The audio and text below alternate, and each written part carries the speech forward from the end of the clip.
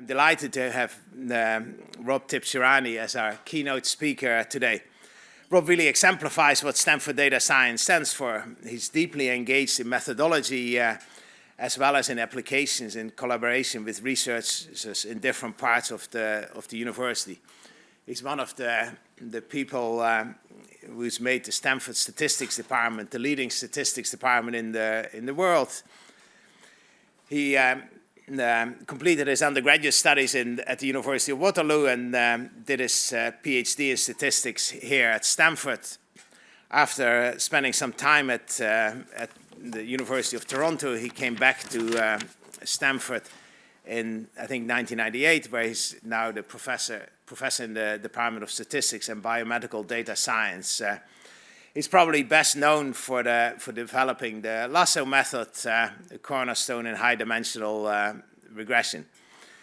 His impact spans both theory and application with many, I think over 250 published papers and several books that are on all the reading lists in graduate statistics programs, as well as in the social science programs I've been involved in.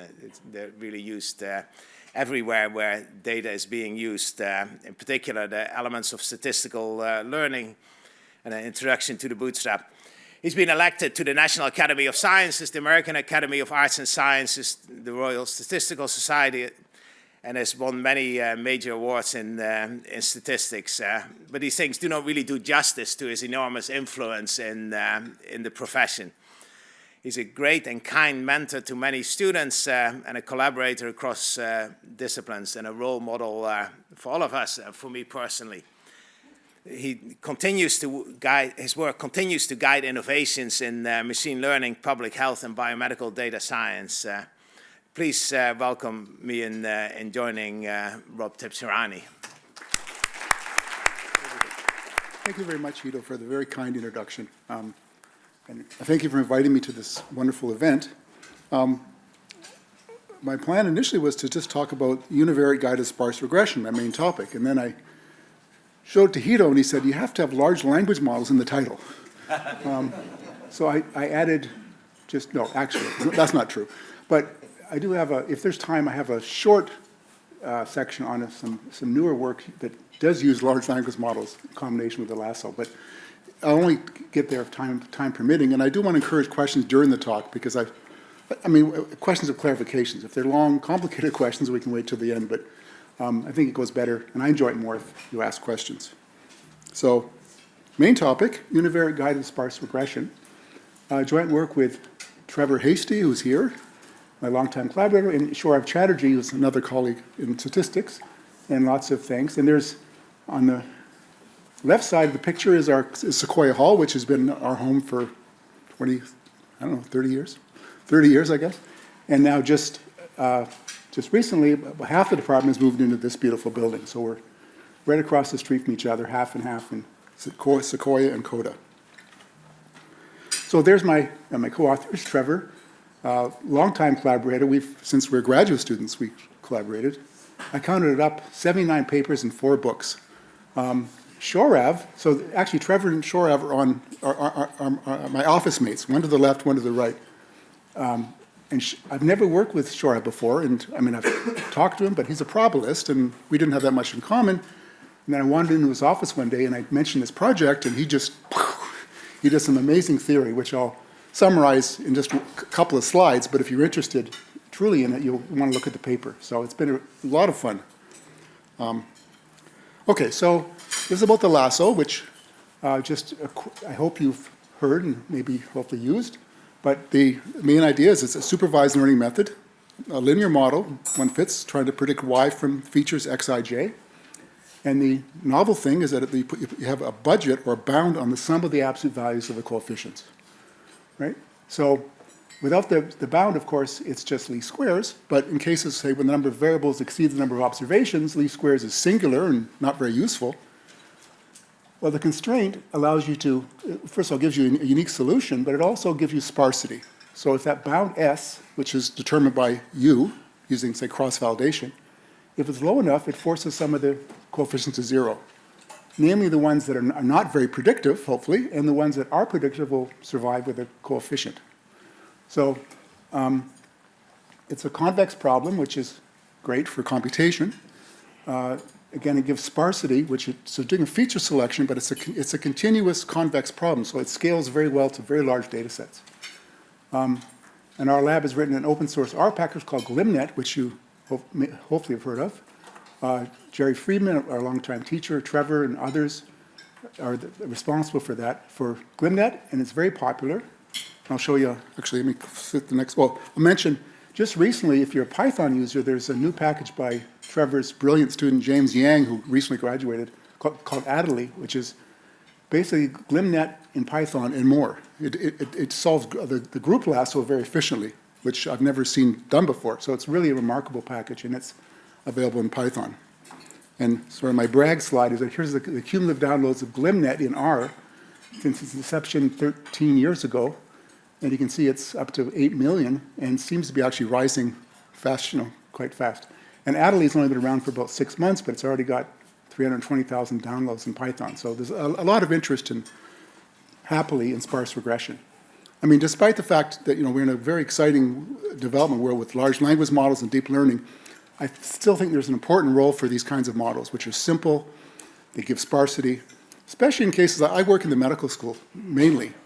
And my collaborators, most of them, they have data from human subjects, and the signal-to-noise ratio is pretty low. So they can't really support a large, like a deep learning model with 50 layers. A simple model tends to extract the signal very easily and much more interpretable. So I think there's still, and there will be for a long time, I hope, a role for simple models that are interpretable and offer sparsity. And that's what you'll see an example of today. So the lasso is about 20, 30 years old now, and this new method called univariate guided sparse regression is kind of a version 2 of the lasso. But I'm going to motivate it by an example. So this is an actual example from one of my collaborators, but it's not published yet, so I've got to be kind of vague on the details. But it's basically a supervised learning problem with 2 classes as the target, healthy and cancer, 20 healthy patients, 61 with cancer, 81 patients, and 559 protein biomarkers. They're continuous biomarkers. They're the height of peaks in a mass spec. So we're trying to predict that class label from the biomarkers. And the top, I've applied Lasso through GlimNet with cross-validation and produced the model at the top, 12 biomarkers it chose out of the 559. At the bottom, I've shown the model chosen by UniLasso, which I'll introduce today. Now, first of all, first point, both models have about 95% accuracy in the test set. I divided this into a test set, I think 2/3, 1/3. So they're both about the same accuracy. But they're very different. The biomarkers I've just labeled 1 through 12 at the top and A through G at the bottom. There's only 2 biomarkers in common, as I say in the very bottom there. So that's kind of surprising, right? We normally think, well, you fit a model like the lasso, it's a convex problem, it's a unique solution. We've got the right model, right? But no, we can't fool ourselves into thinking that, right? With correlations, as there always are, you can get many models that have about the same predictive accuracy. Very different models. And there's an example, 2 very different models sharing only 2 biomarkers and with very different coefficients. So they're very different despite the fact they have about the same accuracy. Yes? What was the endpoint of the biomarkers? Cancer? Yes, it's cancer. I say at the top there. Any cancer? No, it's actually breast cancer, but I'm not going to go into detail. Okay, so which model would I prefer? And I haven't told you how we got the bottom one, but just bear with me for motivation. Well, the top model, I've indicated on the right columns the lasso coefficients, and in the middle column is the univariate coefficients. That's just the simple least squares coefficients of each feature, of y on each feature. And you'll notice 2 things that I've marked in blue. 2 of the features, 3 and 7, have sign changes, right? But we know this happens, right? When there's correlation, it happens in regression, right? If there's correlation, we can often have the case where something on its own has positive correlation with y, but then when you put it in a multivariate model, it has a negative coefficient. And we tell our students and our collaborators, well, sorry, that just happens. It's correlation.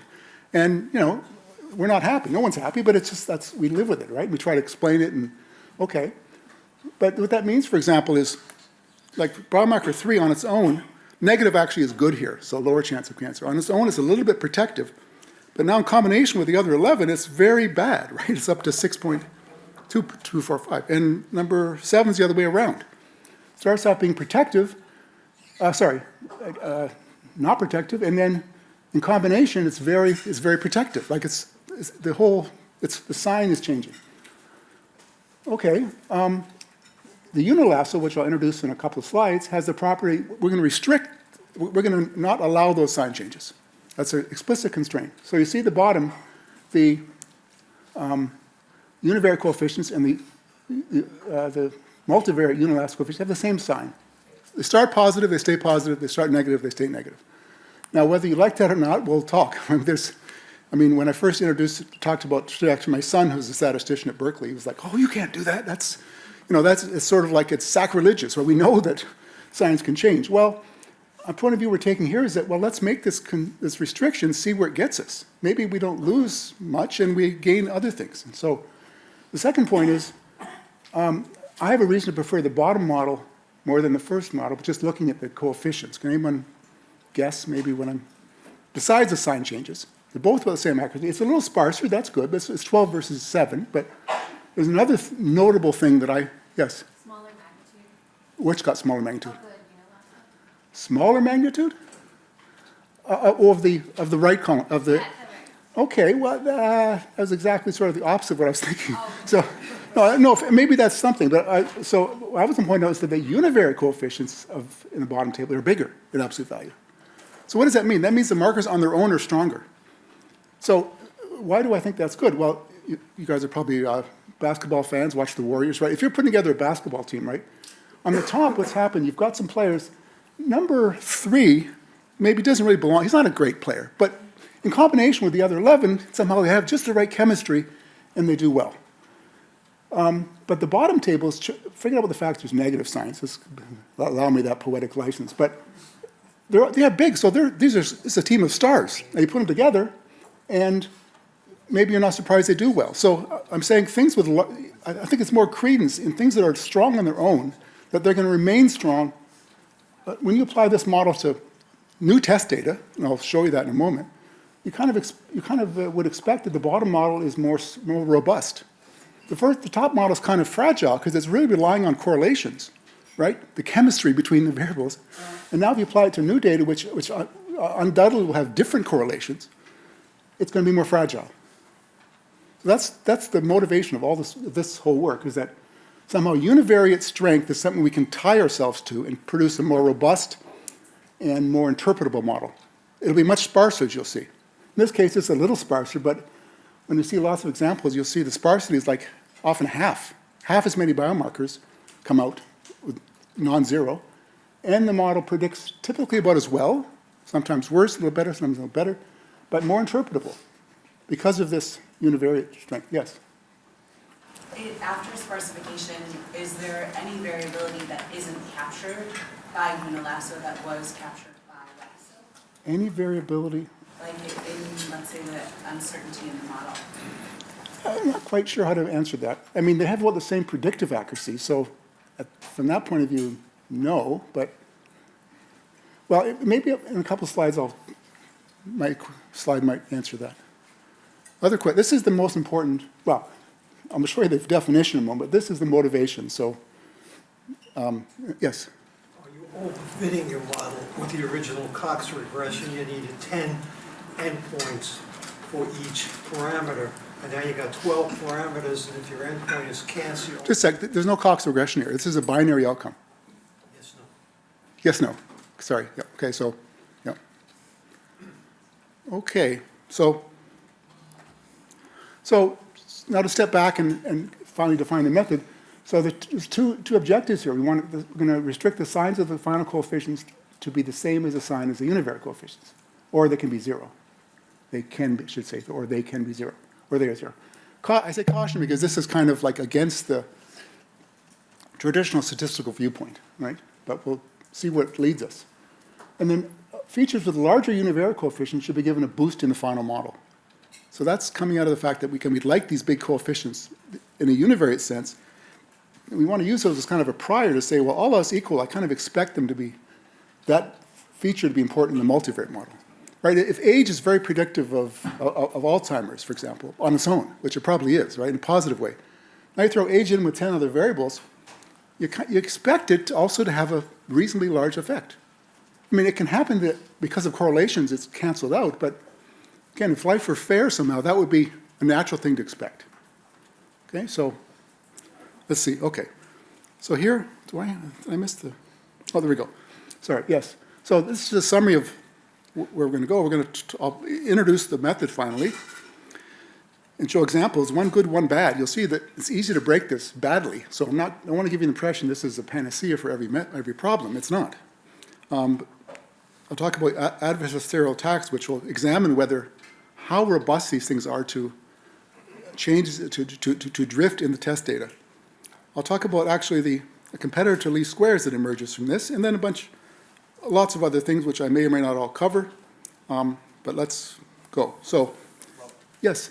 So is this, part of the goal is to make things more robust, but does it make it sensitive to how you define the covariance, the axis here? So I could imagine that I have two axes, and instead of using both of them, I could take the difference between them, because they were actually very similar things, Yes. and I want to look at some change rather. Well, sure, it's going to depend on how you define the features. Is it more sensitive to that than lasso, or I'm not sure. It's a good. So here, this is the next slide of the most important ones because it defines the method. So, and it's simple actually. So, the first step is we just compute the univariate least squares coefficients of y on each feature. Okay, so the slope and intercept. Does this work? Yeah. Okay. Then we fit a lasso to the scaled coefficient. So we're going to scale each x by the coefficient we derived in the first step. And we'll give it a new parameter theta, but they're restricted to be non-negative. So what's going on here? Well, the non-negative constraint is what ensures there's no sign changes, right? If beta hat comes in positive, then the effective coefficient after this, multiplying by non-negative numbers, stays positive, right? So this is the no sign change component. And then the scaling is what gives me that second objective, which was to encourage use as a prior the size of the univariate coefficient in the multivariate model, right? And this is simple. We're scaling up the variable, changing its units by this factor, right? So if x was, for example, its age, and now you change age from years to days, right? This x gets multiplied by whatever, a huge number. The theta, because of this constraint, the theta only needs to be very small to enter that variable in the model. So things which are scaled up have an advantage in the multivariate model because of the constraint. So it's really quite simple and also very, very computable too. This may look, well, okay, I'll get to that. So that's it. Compute the scaling factors and fit a lasso with those scaled features and non-negative constraints. And we use, as usual, cross-validation to pick the regularization parameter, and the final model is we compose the two sets of parameters into a linear model. Well, that sounds pretty good, and that's actually where we started, but this works badly. And the reason is, we have it down here, because we've used the response twice, right? We fit y to x here, then the same y appears here. So it overfits, quite badly actually, because it's got too many shots at y. Here we fit, and then we fit again, and this model is, it's not a realistic depiction of actually test accuracy because it's seen y already when it fits this model. Okay, so what's the solution to that? Is to use the leave one out coefficients. So these guys, what is this? These are the I is observation, j is feature. This is the leave one out slope for feature j, leaving out point I. So that's a whole matrix of coefficients, right? It's n by p. And they're the guys, intercept and slope, that go into the scaling. So why do we do this? Well, it makes this step is kind of self-validated, right? Using leave one out here doesn't allow this to overfit now because we've removed each point before we compute its slope. So that's it. And if you may be worried about the computation here, there's actually, for least squares regression, there's explicit formulas for these leave one out that are very simple. And for other loss functions like generalized linear models, logistic regression, all these, which we do cover in this method, there's a good approximate formulas. So this is no problem. And that's the algorithm. Figure out the slopes, the intercepts, use them to scale the data, and put a non-negative constraint on the coefficient. Yes, hi. Rob, I'm curious, with the non-negativity constraint, does it ever make sense to have that not be a hard constraint, but rather, let's say, a prior so that it could be violated? It seems like sometimes you would want to violate that potentially. Yeah, good point. We've tried some of that, and it tends not, as soon as you let a little bit of negativity, it's kind of, all hell breaks loose. You get a lot of negative stuff. But at the end, I have a very tentative way of kind of fitting this model and then looking close by to see whether there's constraints that are violated, and maybe I should relax them. But that's all kind of tentative. But good question. We've been working on trying to find ways of making this not such a hard constraint, but it seems like the hard constraint is really what makes this work. So when we relax it, it's hard to control the result. So some comments. Well, as I've implied, these leave one out. The estimates are really important here. Without them, there's bad overfitting. And I'll talk about at the very end. We have an R package and a Python package for this if you want to try this at the end of the lecture afterwards. And it applies to other GLMs as well as the Cox model. And we've written a package called UniLasso, which looks very much like the GlimNet package. The calling sequences are the same. It produces the same objects, so you can plot and do cross. All the things you can do in GlimNet, you can do in this UniLasso package because it inherits a lot of the GlimNet functionality. For those people in machine learning, they might have heard of stacked regression, which is a way of taking learners, typically more complicated ones like neural networks, boosting, random forest, and combining them with a linear combination, and that's called stacking. And that's been around for a long time in machine learning. You can think of this as stacking very simple learners, right? They're just univariate things. So it's different in flavor from stacking, but has some relationship. Okay, so now let's jump into some results. Here I've got what I call a home court example. So here I've tried to set things up as easily, as friendly as possible to the method. So the data generation is a bit funny, but I start off with ID features and add noise. I compute the univariate coefficients, and then I generate data from exactly the model that we're assuming, right? That the coefficients are the product of the univariate coefficients and some other coefficients. This is like really the home court. If it doesn't work here, I might as well pack it in, right? Because well, it works. So here's the mean square error over 50 simulations of lasso and UniLasso. You see it's almost just half of it. And the support is less too. This is the number of non-zero features.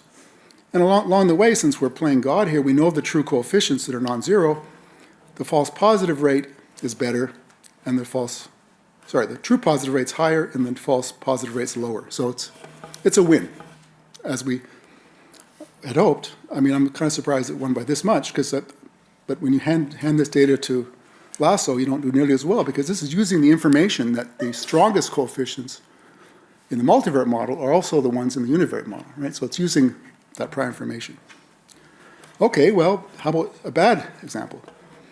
Here's a counterexample, which is sort of a classical statistical one, where we've got just two features positively correlated, but with signs, coefficients of different signs, right? That's exactly what we're assuming away. Well, I didn't show the results here, but the error of UniLasso was twice that of Lasso, or linear regression. So it's a disaster here. But the good news is that you have cross-validation to alert you to this, right? So what we're saying in general is, I think this new method it's worth trying alongside of Lasso and look at the cross-validation error. If it's much worse, then it's not the right problem for UniLasso. But a lot of times, it predicts as well with a much sparser model and a more interpretable, stable model. So it has I think its virtues. Okay, so I mentioned, I argued somehow that the UniLasso model was more robust, less fragile. Well, here's an attempt to examine that question. So this idea of adversarial attacks is something that's come up in machine learning, in which, in this case, what I'm talking about is I've got the training set, it's fine, But now we're going to take the test set, like in this very first example, we had a data set which I divided, I think, 2/3, 1/3 training and test. Here I'm imagining that I carve off the test set, but I add noise to it to make it more challenging. In particular, an adversarial attack tries to do it in the worst possible way, try to be as mean as possible to the method to try to make it break on the test data. And a common approach is in machine learning is to add noise in the direction of the gradient, or subgradient here, since we have sparsity. Well, here's the result when we did this for over 50 trained test splits. So again, the training data is the same. Each method gets the same training data, lasso, UniLasso. The test data is noised up in a way that's nasty to each method. And they're different, because each one has a different gradient. So we're trying to compare them in their worst case. And here's the result. Here's the AUC. High is good. Here's with no noise. UniLasso's got about 0.95 AUC. This is about 0.85, so we were about 10% better here. But then, quite notably, Lasso breaks much more quickly, right, versus UniLasso. And again, this is what I was thinking, that the fact that UniLasso sort of ties itself to the univariate coefficient means it's harder to break it, right? Because when you start adding noise, you're changing the correlation between features. So that affects the lasso directly, because like any other, like a linear method like least squares, it is relying on x transpose x, the correlations. Whereas UniLasso uses that, but also says, I'm going to hang on to the fact that the univariate effects are telling me about a guide to the most important multivariate effects. Okay? So, I mean, and I think sort of a bigger theme here is that these fitting models in high dimensions is hard. And as I said, there's lots of models often that have about the same predictive error as each other, but they're very different place in model space. And this is with convex problems. Imagine with neural nets where it's non-convex and you can't even find the global minimum. There's lots of solutions of different, that may predict equally well, but are very different in nature, right? So the idea here is that we need a guide. We need someone to help us find a good solution. Good meaning, yes, good in prediction, but also good for sparsity, robustness, right? And this is an attempt to do that using univariate information to guide us. Right? Let me pause for questions, if there are. Okay. So actually, this started off as a paper about the lasso, but then we asked the question, well, what happens when I set lambda 0? So there's no constraint, well, it's here, sorry. There's no constraint on the thetas, on the sum of the thetas, right? Which has the lasso. I've thrown that away now. So I'm at the end of the path in lasso terminology, right? Lambda starts large, very sparse model, goes to the end. No restriction on the norm of theta. Well, in least squares, in the Gaussian model, when you get to the end of the path, you get least squares, right? As long as n's bigger than p, right? Because it's just least squares, the penalty has gone away. Here, well, kind of surprisingly, we ask, what do we get here? Is it useful? Well, first, semi-surprised, they still get sparsity, right? This constraint is very strong. So despite the fact there's no other constraint on theta, this gives you sparsity. Okay, interesting. Well, does it work? I mean, one thing that's interesting is that, like least squares, there's no hyperparameter here. You just take your data, give it to the function, and you get an answer. There's nothing to tune. Okay. Well, here's, first of all, I think an interesting observation. Here's a case where it generated data with 300 observations, 100 variables, 10% sparsity. And this is the number of features chosen by the lasso in black. Well, of course, when we get to the end of the lasso path, we get least squares, and we get it puts in all 100, right? But this guy, it never really overfits in this case. Like even at the end of the path, it's only got about 15 or so features, the correct number being 10. So this non-negative constraint is very strong. Without any other constraint, it's really restricting the model and giving you quite a sparse model, right? Like 15 versus 100. Okay. Well, then how does it work in general compared to least squares. So here's the top table is, these are 4 different scenarios. Have I updated this? Let's see. Actually, this home court I didn't update, so let's ignore that. We saw the home court earlier. These are 3 scenarios with low, medium, and high signal-to-noise ratio. These are the test mean square errors. And again, UniReg wins in every case, sometimes by a little bit, but the sparsity is quite amazing. Like, it's about 1/10 out of least squares. So it chooses about 1/10 of the variables and predicts as well or better, right, with no tuning. So I think it's a worthy competitor to least squares even. I mean, least squares has been around for how many hundreds of years. It's worth trying. It's simple and no tuning. It can work worse than least squares, and you'll see it from the cross-validation error. But in many cases, it'll work as well or better in terms of prediction error and give you a much sparser model. Yes? Because you're not doing L1 regularization anymore, do you still have to scale the features for this to work, or does it work without scaling at all? I think it will. Let's see. Good question. And if I get it wrong, Trevor will jump in. Yeah, it doesn't matter. You don't need to scale because the least squares estimates are invariant themselves. And there's no, yes, you don't need to scale. Well, it won't matter if you scaled. Same answer. Yes? Maybe you already hinted to this with the stack regression idea, but if I fit my favorite 1D parametric regression in the first stage, can I then do linear? Sure. Negative? Oh, well, you're going to fit your favorite 1D, and then what are you going to come up, what are you going to take out of that? Like, I took a slope and intercept. Instead of these beta hats, Yeah. I put in my F hat. And Oh, then I see. fit lasso over those. Yeah, I guess you could do that, yeah. And then I have a fancy acid prompt. Yeah, that's a good point. You have a sort of, yeah. I haven't tried that. Okay. What did I? Oh, so still looking at this regression example, we took all the regression data sets on the Irvine database, from the Irvine database, and compared least squares to UniReg. And on the left is the mean square error comparison, and it's the ratio of one to the other, mean square error. In words, above the line UniReg wins, and below the line least squares wins. And I'd say it's kind of a wash, right? A couple cases where least squares does particularly badly, but for most of them, they're pretty close. But the support is quite very different. So sparser is down here. On average, it's about 1/3 the sparsity of least squares. So this selects only 1/3 of the variables that least squares will, and predicts as well, with no tuning. So I think it's quite interesting, promising. How are we doing for time?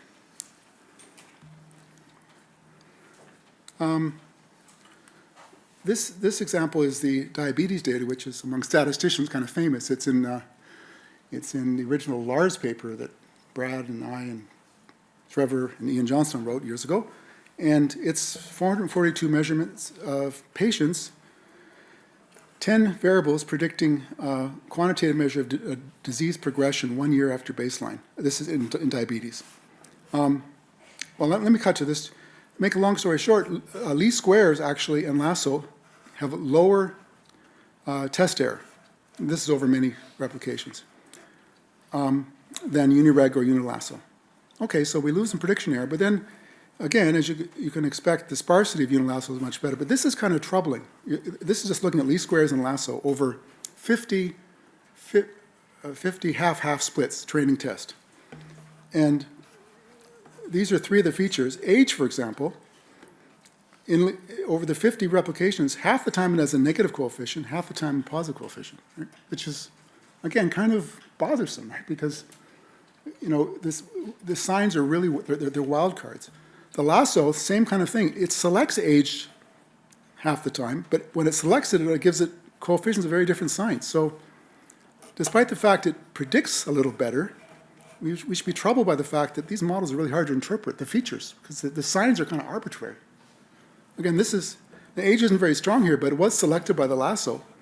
And when it selects it, it gives signs of basically arbitrary positive and negative. So again, that just points to the instability of least squares methods.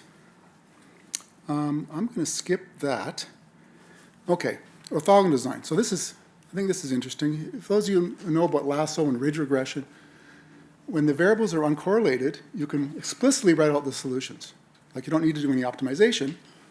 In ridge regression, which has an L2 penalty, the explicit solution is just a proportional shrinkage. So it takes each least squares estimate and shrinks it down by some factor, like a half or 3/4, depending on the size of the regularization parameter. So you see that here. Here's the 45-degree line. As I make lambda bigger, as a function of the coefficients, it's a proportional shrinkage. Everybody gets shrunk by the same percentage. Well, that's maybe not great because, right, that means a big coefficient that starts at 10 gets shrunk down to 5, but somebody who's 1 gets shrunk only to a half, right? So it's really sort of it puts the big guys at a disadvantage. The lasso is not a proportional shrinkage, but a translation. So it subtracts a fixed number from each coefficient. So 10 goes to 9, and 1 goes to 0, for example. Okay, well, that's different, and maybe it's a little more friendly to the big coefficients, but still, the absolute amount that's shrunk in the bigger coefficients is the same as that of the smaller coefficients. Well, UniLasso, it turns out, you can work out, has this interesting shape where it looks like the lasso for smaller coefficients, but for bigger ones, it basically doesn't do any shrinkage. So it says, if you're really big, I'm leaving you alone, which comes from the fact, that we have this scaling that encourages. We're using the size of the univariate coefficients as a prior, right? And the univariate coefficients and the multivariate coefficients are the same here because it's orthogonal. So this is, I think, kind of nice that it's saying, okay, if you're really big, we leave you alone, and the smaller you are, you get more and more shrunk. And there's a well-known paper method called the MC plus method in statistics, which designs a threshold function that looks somewhat like this, but it's non-convex. So that really hampers its applicability, right? Because its computation is going to be much more difficult. Okay, I should ask. I'll ask. Okay, so I mentioned my colleague Sorav has done some very nice theory for this method, and I'll just summarize it on 2 slides. This is the main one. So for those of you familiar with the lasso, there's a well-known body of work that says the lasso recovers the support. In other words, you have a true model with non-zero coefficients. You apply the lasso to data, and you ask, under what conditions does it recover all the right variables? Plus some more, maybe, but just at least it captures all the non-zero variables. Well, in statistics, it's called the irrepresentability or mutual incoherence condition. And it's very intuitive. It just says, if you have the features for which the support features and the non-support features, they have to be somewhat uncorrelated for the lasso to recover the right variables. And that's kind of obvious, right? Because if you have a variable that's in the support set, it has a non-zero coefficient, and there's another variable in the non-support set, and the correlated 0.99, right? The lasso has no way of figuring out what's what. It doesn't know, right?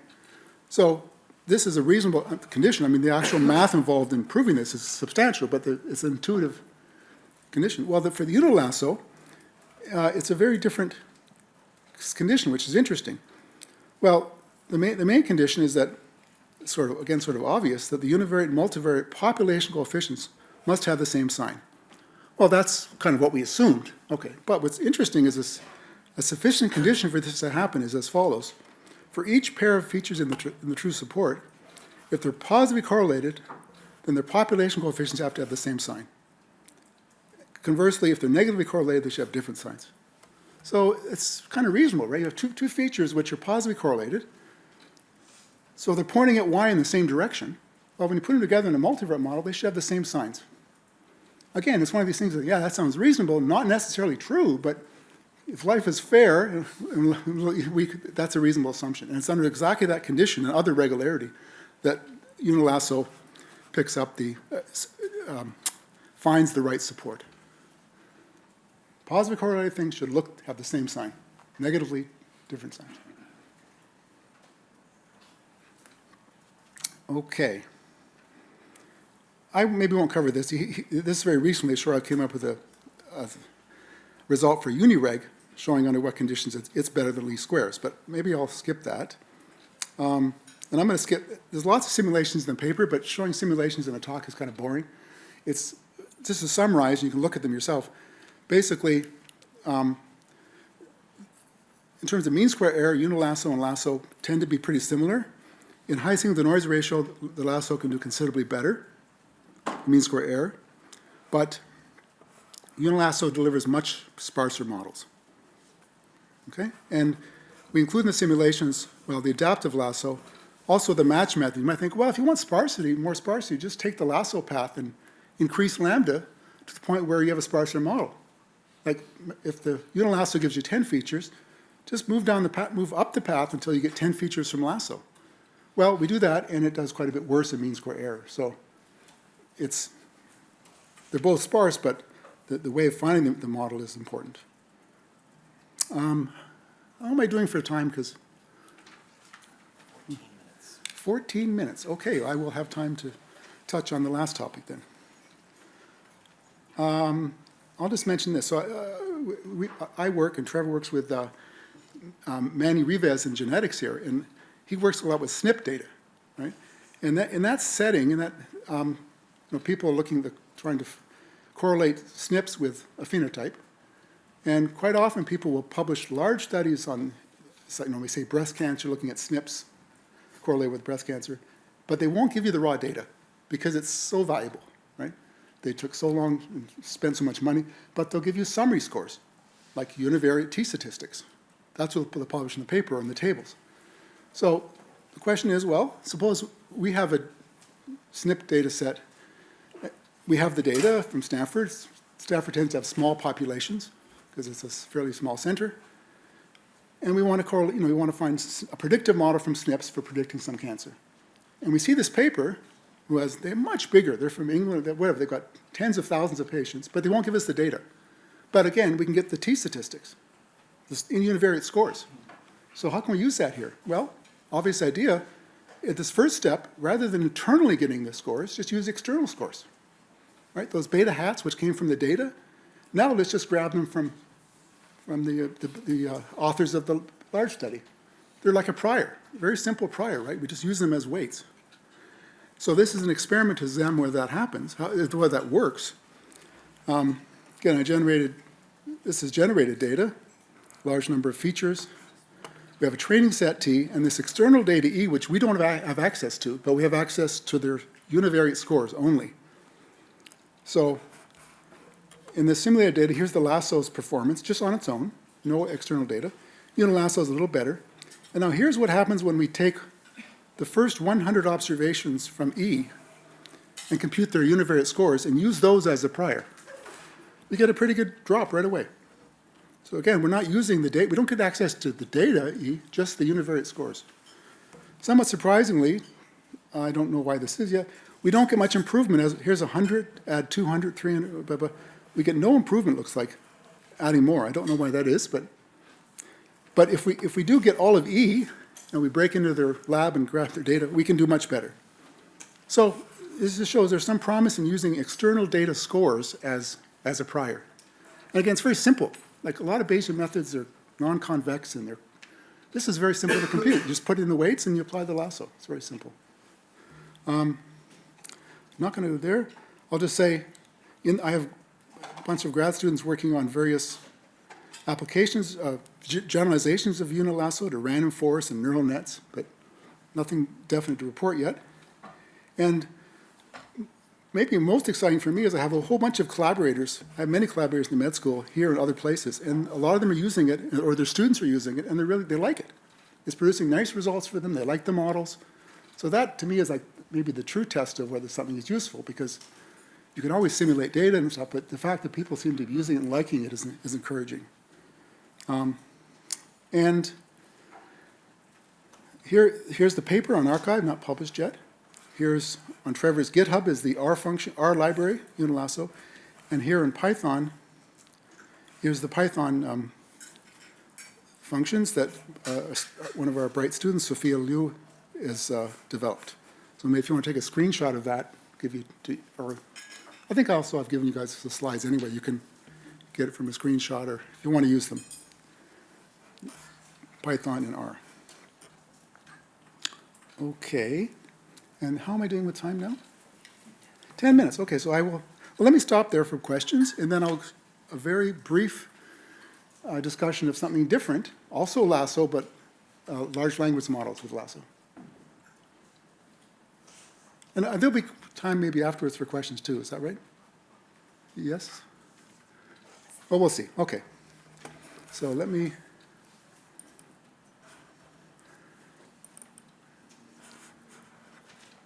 so this is called LLM-lasso. This is joint work with a bunch of people. My student Ryan, who's here, a couple of great students in ICME, oncology friend, and Mert Palancy, who's been a collaborator of mine. He's here in EE, an expert in optimization. So okay, so this is, you guys know all this, learning algorithms, supervised learning, and here's sort of a typical example where I've got patients, and I've got, let's say I'm predicting some target from genes, okay, like with gene expression data, right? Well, so the point of this talk, and like even the previous talk, we don't normally use any information about the actual label, the genes, the gene names, right? I mean, there's features. We fit a model, then we show it to our collaborator, and they go, oh, that gene makes sense, and that one doesn't make sense. It's sort of an after. It's a post-mortem. But here we're going to consider a way of actually using the gene names to improve the performance of the classifier, okay? And this is just a schematic of different learning methods from the simple to the more complicated. Okay. The lasso we've seen already today, nothing new there. Okay, so we're going to use here's the high-level ideas. Here's what we do. I'll just say it. We have our data from a collaborator. We want to predict, again, maybe normal versus breast cancer for patients, and we've got a few thousand genes we've measured on those patients. Now, before we do anything, we take the list of genes, names, and these are like, standard gene names, and we prompt ChatGPT, or actually like a specialized ChatGPT, which I'll talk about in a moment. We prompt it with the task and the gene names. We say, we have 300 patients. We're trying to build a classifier to classify breast cancer from normal. All the detail. We have gene expression that was measured on these kinds of chips with all the detail. We give the gene names, but nothing else. We don't give it the data, right? Just the task and the gene names and the detail. And we say, use that information to provide importance scores for the task. Now, let's rank them, like, which gene do you think is the most important for this task? And we ask for a reason. If this says gene number 7, A3, ABC or something, we say, well, it'll say, well, this is the most important gene probably because it's been implicated in this pathway, which is, it has to have some evidence. And of course, it's looking on the web, wherever LLMs look, for information. And we have this importance ranking from 0 to 1, right? So 1 is, I think it's important, and typically you might find a couple hundred genes which it thinks are relatively important, and then a lot of the bottom ones it says, I don't know, okay? So we take these scores, and now we put them into our lasso. Here's the detail. So with lasso, there's something called importance feature, feature weights, or they're penalty factors. So typically they're just 1, but the user can provide a p-vector here, which are how much it thinks each feature should be penalized, right? If you pick a weight of 0, that guy gets in for free. If it's very large weight, it's heavily penalized. So normally these feature weights just come from, maybe from the collaborator or just from the statistician, but here we're going to get them from the LLM. So the importance scores are I call them I sub j. So we prompt ChatGPT, they sense back these importance scores, and we define penalty, the WJs are 1 over ij to the gamma. Gamma is a tuning knob. Okay? If gamma is 0, these weights are all 1, and it says just ignore what ChatGPT told us, right? Which is really important, because as you all know, these LLMs can hallucinate often, right? And it never tells you. It won't say, I don't know. It always says, oh, here are the importance scores, right? It's always happy and confident.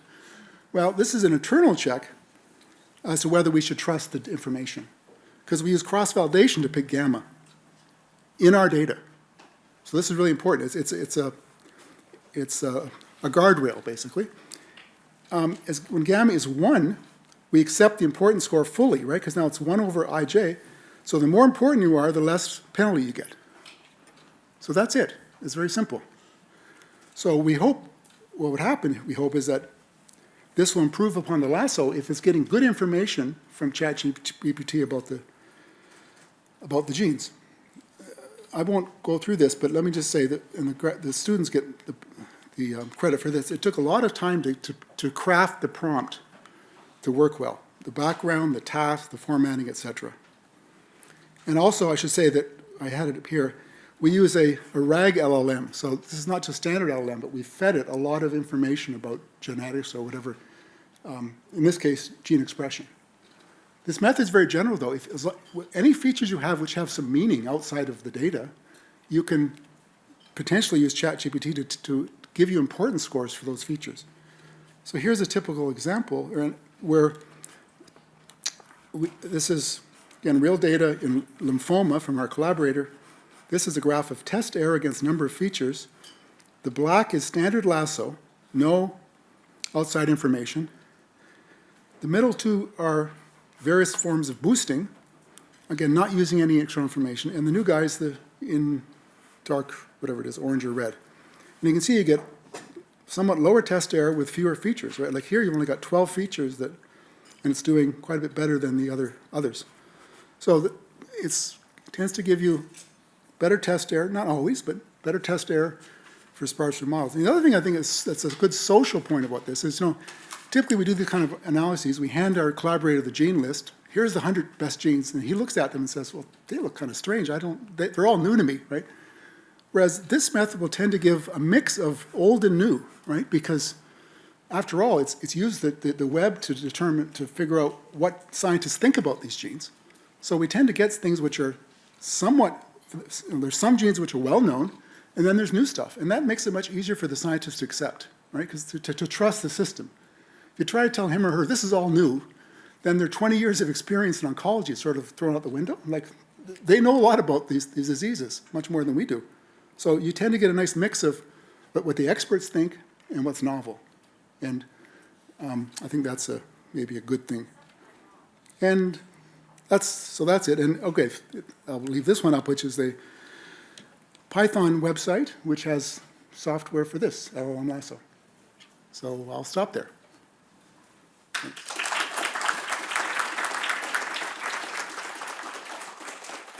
And I'll take questions if there's time. 4 minutes, okay. Yes? Thank you so much. In the case of these language models, rather than using a general GPT, using the one with a chain of thoughts, or like the old one, Yep. or those that they are doing the deep research, do you think that might impact it? Oh yeah, well, I mentioned we use a RAG model. So we don't use, standard ChatGPT didn't work well at all. It improved dramatically when we used a RAG model where we fed it specific information about that domain. And I think as they get better, like with deep research, as the LLMs get better and know more about science, this is going to get better. Yeah. The back, I think there's a question. Yes? If UniLasso runs lasso on every predictor, is there a way to measure if it's like any more slower? Sorry, I didn't get the. Is there a way to measure? Yeah, is there a way to measure how much slower UniLasso is compared to lasso? Slower? And you mean computational speed? Yeah, because UniLasso runs lasso on all predictors. Well, so does lasso. Right? Maybe that wasn't clear. Is it like any slower, or is it like? It's marginally slower because the first step is it's just the first step is a screening step, but that's very fast. So there's really no meaningful difference in speed. Yes? In the RAG LLM that you're using, I would think that if the information that you're passing in to the RAG LLM is the same information that the expert is digesting, it's not clear to me how then that makes the LLM kind of uncover new information the expert doesn't already know. Well, of course, the expert may know some of it, but it traditionally doesn't come into your model fitting, right? It's sort of a post-mortem. The expert looks at it and says, well, gee, you're missing, this gene. I mean, so it's very subjective, but so it's not like the expert tells us ahead of time I mean, you could ask the expert, tell me ahead of time what you think. So you're saying it's automating the process of going back and forth with the expert? Yeah, and you know, as you know, humans are going to fall behind in terms of the expert. I mean, the humans can't read every paper that's been published about a disease. They know a lot, but as we get better and better at mining the web and scientific information, surely we'll discover things the expert never knew or forgot. So, yeah.